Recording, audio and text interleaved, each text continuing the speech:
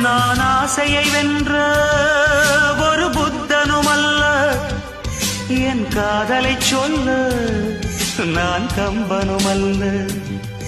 உன் காது கடித்தேன் நான் கனவினில் மெல்ல, இன்று கட்டி அணைத்தேன் இது கற்பனை அல்ல.